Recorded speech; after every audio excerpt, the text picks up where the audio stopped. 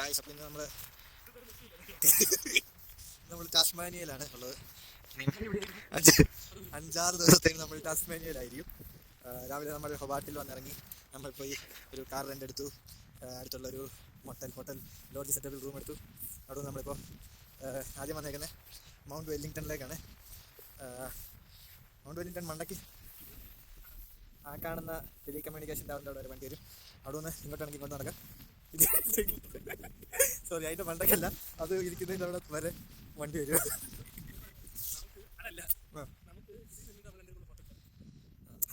അവിടെ നമ്മൾ വണ്ടി പാർക്ക് ചെയ്തിട്ട് ഇതൊരു താഴോട്ടൊരു ട്രാക്ക് ഉണ്ട്, 2.5 കിലോമീറ്ററിൻ്റെ.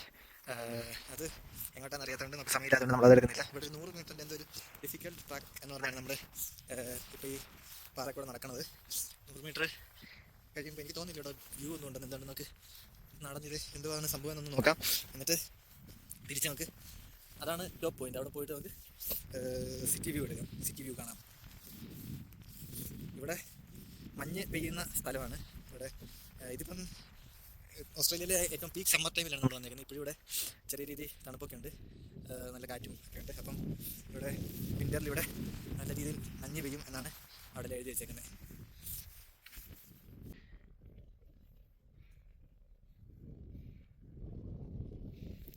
അവിടെ ആ റിവറിനോട് ചേർന്ന് കാണുന്നതാണ് ഹൊബാർട്ട് സിറ്റി.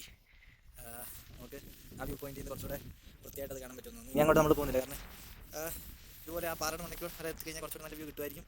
എന്നാലും നമുക്ക് സമയമില്ലാത്തതുകൊണ്ട് നമ്മൾ തിരിച്ചു പോകണം. അപ്പോൾ ഇതാണ് മൗണ്ട് വെല്ലിംഗ്ടണിൻ്റെ ടോപ്പ് പോയിന്റ്. എന്താ പിനാക്കിളോ ഏതാണ്ട് സാധനം. പിനാക്കിൾ പോയിന്റ്, പിനാക്കിൾ പോയിന്റ്സ് കാണാറുണ്ട്. നമുക്ക് ഹൊബാർട്ട് സിറ്റി മൊത്തം കാണാം. അവിടെ കണ്ടിട്ടാണ് എയർപോർട്ട്. അവിടെ നമ്മൾ ക്രോസ് ചെയ്ത് ഇവിടെയാണ് സിറ്റിയുടെ മെയിൻ ഏരിയ. നമ്മളിവിടുന്ന് പോകണേ. അടുത്ത സ്ഥലം. അപ്പോൾ ഇന്ന് സെക്കൻഡ് ഡേ ഓഫ് ടാസ്മാനിയ. നമ്മൾ പോർട്ട് ആദറിലേക്കാണ് പോയിക്കൊണ്ടിരിക്കുന്നത്. പോർട്ട് ആദറിലേക്ക് നമ്മൾ ഹൊബാർട്ടിൽ നിന്ന് പോകുന്ന വഴി റിമാർക്കബിൾ കേവ് അല്ല, എന്തായിരുന്നു, ഈഗിൾ ഹോക്ക് ബേ അങ്ങനെ ഒരു സ്ഥലത്താണ് ഇപ്പോൾ എത്തിക്കുന്നത്. ഇന്ന് നമ്മുടെ ലൊക്കേഷൻ പോർട്ട് ആദർ. അപ്പോൾ നമ്മളിപ്പം ടാസ്മാൻ ആർക്കിലേക്കാണ് വന്നേക്കുന്നത്. നമ്മൾ കുറച്ച് മുന്നേ ഈഗിൾ ഹോക്ക് ബേ അവിടെ നിന്ന് ടാസ്മാൻ നാഷണൽ പാർക്ക് വന്നു. ഇവിടെ നാഷണൽ പാർക്കിൽ ഇവിടെ എല്ലായിടത്തും നമ്മൾ നാഷണൽ പാർക്കിൽ പോകണമെങ്കിൽ ഇവിടെ നിന്ന് അല്ലെങ്കിൽ ഓൺലൈനായിട്ട് നമ്മൾ പെർമിറ്റ് എടുക്കണം. പാസ് എടുക്കണം. ഒന്നീ സിംഗിൾ ഡേ പാസ് അല്ലെങ്കിൽ 2 മാസത്തെ ഹോളിഡേ പാസ് എടുക്കാം. 2 മാസത്തെ ഹോളിഡേ പാസിന് $95 ആണ്. $95 നമുക്ക് ഒരു വണ്ടിയിൽ 8 പേര് വരുന്നവരെ നമുക്ക് $95 വാലിഡാണ്. ഇവിടെ നമുക്ക് ടാസ്മാൻ ആർക്ക് 1 മിനിറ്റ് നടക്കാനുള്ള ദൂരമുള്ളൂ. നമുക്ക് ടാസ്മാൻ ആർക്കിലേക്ക് പോകാം. നമ്മുടെ അടുത്ത ലൊക്കേഷൻ റിമാർക്കബിൾ കേവ് ആണ്. വീണ്ടും പോർട്ട് ആർതർ ഇതിൻ്റെ അടുത്ത് തന്നെയാണ് സാധനമുള്ളത്. നമ്മൾ പോർട്ട് ആർതർ ഹിസ്റ്റോറിക് സൈറ്റിലോട്ടോ എങ്ങാണ്ട് പോകാൻ നോക്കിയെങ്കിൽ അവിടെ ഒരാൾക്ക് എൻട്രി ടിക്കറ്റ് ഏകദേശം $65 കണ്ടായിരുന്നു. അതുകൊണ്ട് നമ്മൾ ഹിസ്റ്റോറിക് സൈറ്റിൽ പോയില്ല. പകരം നമ്മൾ നേരെ ഇവിടെ റിമാർക്കബിൾ കേവിലേക്ക് വന്നു. അത് അങ്ങോട്ടാണ് റിമാർക്കബിൾ കേവിലേക്ക് നടക്കുന്നത്. ഇവിടെ നിന്ന് ഈ ലുക്കോട്ടോടെ നമുക്ക് നോക്കിയിട്ട് റിമാർക്കബിൾ കേവിലേക്ക് നമുക്ക് പോകാം.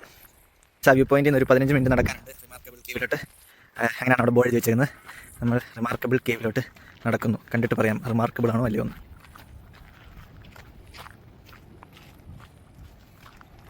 ഗൈസ്, അപ്പം ഇതാണ് റിമാർക്കബിൾ കേവ്.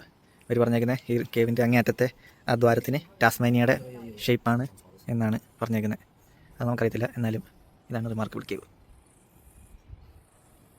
ഗൈസ്, നമ്മൾ പോർട്ട് ആർതറിലെ അവസാനത്തെ നമ്മുടെ ഡെസ്റ്റിനേഷനായിട്ടുള്ള ഹിസ്റ്റോറിക് കോൾ മൈൻ സൈറ്റിലേക്ക് എത്തിയേക്കാണ്. ഇത് വേൾഡ് ഹെറിറ്റേജ് സൈറ്റൊക്കെയാണ്. ഇവിടെയാണ് ഇതിൻ്റെ എൻട്രൻസ്. ചെറിയ രീതിയിലുള്ള മണ്ണൊക്കെയുള്ള വഴി കൂടെയാണ് വന്നത്.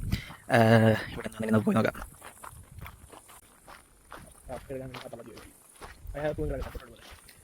ഗായ്സ്, അപ്പോൾ ഇന്ന് നമ്മൾ ടാസ്മാനിയയുടെ 3-ാം ദിവസത്തിലേക്ക് കടന്നിരിക്കുകയാണ്. ഇന്ന് നമ്മൾ ഈസ്റ്റ് കോസ്റ്റ് സൈഡിലുള്ള ഫ്രൈസിനെറ്റ് നാഷണൽ പാർക്കിലാണുള്ളത്. ഇവിടെ നമ്മൾ ആദ്യം പോകാൻ പോകുന്നത് ഹണിമൂൺ ബേ. ഗൈസ്, അപ്പം ഇതാണ് ഹണിമൂൺ ബേ. വെള്ളത്തിൻ്റെ കളർ ന്യായകമായിട്ടുള്ള കളറാണ്, ക്ലിയർ വാട്ടർ.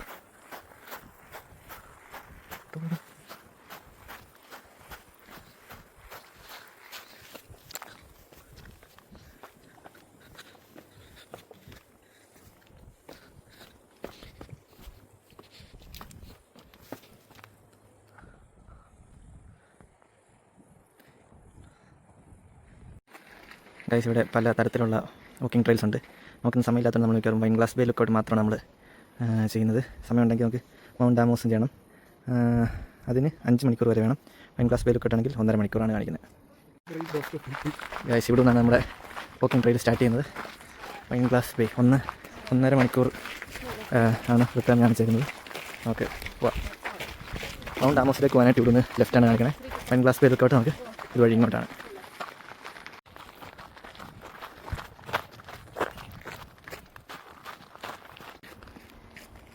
നമ്മളിപ്പോൾ ഒരു 10-15 മിനിറ്റ് ആയി നടന്നു തുടങ്ങിയിട്ട്. ഇതാണ് ഇപ്പോഴത്തെ വ്യൂ.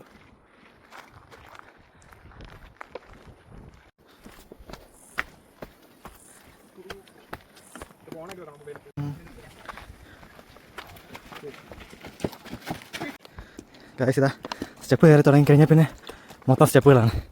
എത്രയോ 100 കണക്കിന് സ്റ്റെപ്പുകളുണ്ടെന്ന് അങ്ങോട്ട് താഴെ എഴുതി വെച്ചിട്ടുണ്ടായിരുന്നു. ഹലോ, നമ്മൾ ഏകദേശം എത്താറായി എന്നാണ് താഴെ കണ്ടേ. 400 മീറ്ററൂടെ ഉള്ളൂ. 100 മീറ്റർ മുന്നേ 150 മീറ്റർ മുന്നേ അങ്ങോട്ട് നമ്മൾ കണ്ടിട്ടുണ്ടായിരുന്നു. അപ്പോൾ നമ്മൾ ഏകദേശം അടുത്ത് ലുക്കൗട്ടിൻ്റെ അടുത്ത് എത്താറായി എന്ന് പ്രതീക്ഷിക്കുന്നു. ഗൈസ് ആ കാണുന്നതാണ് ലുക്കൗട്ട്. ഇവിടെ നിന്ന് വൈൻ ഗ്ലാസ് ബേ ബീച്ചിലോട്ട് നമുക്ക് ഇറങ്ങാൻ പറ്റും. ഇവിടെ നിന്നൊരു 1000 സ്റ്റെപ്പ് കയറി ഇറങ്ങി ചെല്ലണമെന്നാണ് ഇവർ എഴുതി വെച്ചേക്കുന്നത്. അതൊരു 2.5 കിലോമീറ്ററിൻ്റെ വോക്കുണ്ട്. നമ്മളിന്നത് ചെയ്യുന്നില്ല, കാരണം നമുക്ക് സമയമില്ലാത്ത. നമ്മൾ നേരെ ലുക്കൗട്ടിൽ പോയിട്ട് നമ്മൾ തിരിച്ചു പോകും. ഗൈസ് നമ്മൾ ലുക്കൗട്ടിലേക്ക് എത്തിക്കൊണ്ടിരിക്കുകയാണ്.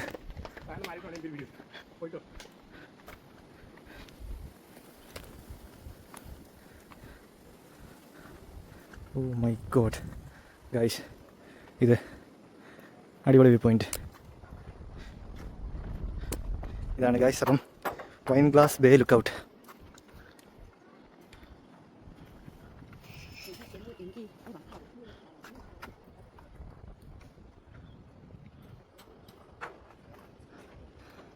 ചിലപ്പോൾ ആ കാണുന്ന മലകൾ ഏതായാലും ആയിരിക്കും മറ്റേ മൗണ്ട് ആമോസ് എന്ന് പറയുന്നത്. നമുക്ക് അറിഞ്ഞൂടാ. ഇതാണേലും വെരി ഗുഡ് ലുക്കൗട്ട്. ഏകദേശം നമ്മുടെ ടാസ്മാനിയയിലെ 4ാമത്തെ ദിവസം, അല്ല 3ാമത്തെ ദിവസം, അല്ല 4ാമത്തെ ദിവസം. ഇന്ന് നമ്മൾ ആദ്യം ലോൺസിസ്റ്റണിൽ പോയി. അവിടെ ടൗണൊക്കെ ആയിരുന്നു. അത് പ്രത്യേകിച്ചൊന്നും വീഡിയോ ഒന്നും എടുത്തില്ല. അത് കഴിഞ്ഞ് നമ്മളിപ്പോൾ ക്രാഡിൽ മൗണ്ടനിലേക്ക് എത്തിയൊക്കെയാണ്. ക്രാഡിൽ മൗണ്ടനിൽ വന്നു. താഴെ നമുക്ക് ഷട്ടിൽ ബസ് എടുക്കണം. അപ്പം അതിന് ഒരാൾക്ക് $15 ഫീസുണ്ട്. പിന്നെ നമ്മൾ നേരത്തെ എടുത്തിട്ടുള്ള പാർക്കിൻ്റെ ഹോളിഡേ പാസ് അവിടെ കാണിക്കണമായിരുന്നു. അത് കഴിഞ്ഞിട്ട് ഷട്ടിൽ ബസ്സിൽ കയറി ഇവിടെ ഏറ്റവും മുന്നിലുള്ള ഡോവ് ലേക്ക് എന്ന് പറഞ്ഞ ഒരു സ്ഥലത്താണ് ഇപ്പോൾ എത്തിയിരിക്കുന്നത്. ഇതാണ് ഡോവ് ലേക്ക്. ഇവിടെ ഈ ക്രാഡിൽ മൗണ്ടനിൽ കുറേ അധികം ട്രെയിൽസ് ഉണ്ട്. അപ്പം നമുക്ക് ഇവിടെ വന്നിട്ട് അവിടെ ബോർഡുണ്ട്. അവിടെ ചെന്നിട്ട് നമുക്ക് ഏത് സമയത്തിനനുസരിച്ച് ഏത് ട്രെയിൽ വേണമെങ്കിലും നമുക്ക് എടുക്കാം. ഇവിടെ സാധാരണയൊക്കെ ഇവിടെ മഞ്ഞ് പെയ്യുന്നതാണ്. ഇവിടെ ഇപ്പം പീക്ക് സമ്മർ ആയതുകൊണ്ട് മഞ്ഞ് വലിയ കാര്യമായിട്ട് നല്ല മഞ്ഞില്ല. പക്ഷേ നാളെ ഇവിടെ സ്നോഫോൾ പ്രെഡിക്റ്റ് ചെയ്തിട്ടുണ്ട്. ഇവിടെ 2 വെറൈറ്റി ഓഫ് ഫോക്സ് ഇവിടെ എഴുതി വെച്ചിട്ടുണ്ട്.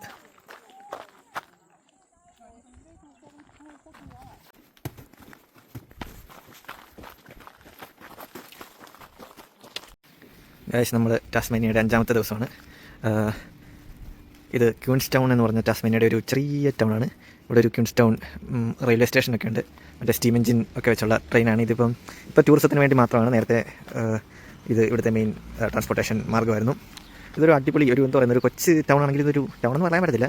എന്നാലും ഇതൊരു അടിപൊളി സ്ഥലം എന്ന് വെച്ചാൽ 4 സൈഡിലും മലകളും നൽകേണ്ട ഒക്കെ മഞ്ഞ് മൂടി കിടക്കുന്ന മലകൾ എന്ന് വെച്ചാൽ മറ്റേ മഞ്ഞല്ല, കുടമഞ്ഞ് മൂടി കിടക്കുന്ന മലകളും കുറേ പഴയ കെട്ടിടങ്ങളും ഒക്കെയുള്ളൊരു അടിപൊളി സ്ഥലം. അതാണ് ക്യൂൻസ് ടൗൺ. നമ്മളിന്ന് ഇപ്പം മൊണ്ടസുമ വാട്ടർഫോൾസിലേക്കാണ് പോകുന്നത്. നമ്മൾ ക്യൂൻസ് ടൗണിൽ നിന്ന് വീണ്ടും നോർത്തിലേക്കാണ് ഒരു മണിക്കൂർ ദൂരം ട്രാവൽ ചെയ്ത് കഴിഞ്ഞാൽ നമുക്ക് ഇതിൻ്റെ സ്റ്റാർട്ടിംഗ് പോയിന്റിലെത്താം. ഓഫ് റോഡിങ്ങും പരിപാടിയൊന്നുമില്ല. ചെറിയ രീതിയിലുള്ള കുഴി റോഡ് ഉണ്ടെന്നേ ഉള്ളൂ. പിന്നെ ഇത് 1 of the 60 great short walks in Tasmania എന്നാണ് എഴുതി വെച്ചേക്കുന്നത്. പിന്നെന്താണ്, ഒരു 3 മണിക്കൂർ അങ്ങോട്ടും ഇങ്ങോട്ടൂടെ പോകാനുള്ള ട്രെയിലുണ്ട്. 10 കിലോമീറ്റർ എന്നാണ് അവിടെ എഴുതി വെച്ചിരുന്നത്. അപ്പോൾ നമുക്ക് പോയി നോക്കാം.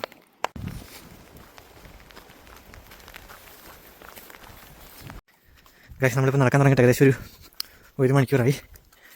ഇടയ്ക്ക് വെച്ചൊരു വൻ മഴയൊക്കെ പെയ്തു. അത് കാരണം ഷൂസും പാൻറ്റും എല്ലാം നനഞ്ഞു കുടിച്ചു. ജാക്കറ്റ് ഉണ്ടായിരുന്നുകൊണ്ട് ദേഹം നനഞ്ഞില്ല. എന്നാലും തണുപ്പൊക്കെ കൂടി കൈയൊക്കെ ഒരുമാതിരി മരവിച്ച അവസ്ഥയായി. എപ്പോഴും ഈ ഒരു ലാൻഡ്സ്കേപ്പിൽ കൂടെ തന്നെ ഇങ്ങനെ പോയിക്കൊണ്ടിരിക്കുകയാണ്. ഏകദേശം എത്താറായി കാണുമെന്ന് ഞാൻ പ്രതീക്ഷിക്കുന്നു. കാരണം 3 മണിക്കൂറാണ് അങ്ങോട്ടും ഇങ്ങോട്ടും ഇവിടെ കാണിച്ചിരുന്നത്. അപ്പോൾ ഒരു 1.5 മണിക്കൂറിന് മുന്നേ നമ്മളവിടെ എത്തേണ്ടതാണ്. അതുകൊണ്ട് അവിടെ നിന്ന് എത്തുമായിരിക്കും പ്രതീക്ഷിക്കുന്നു.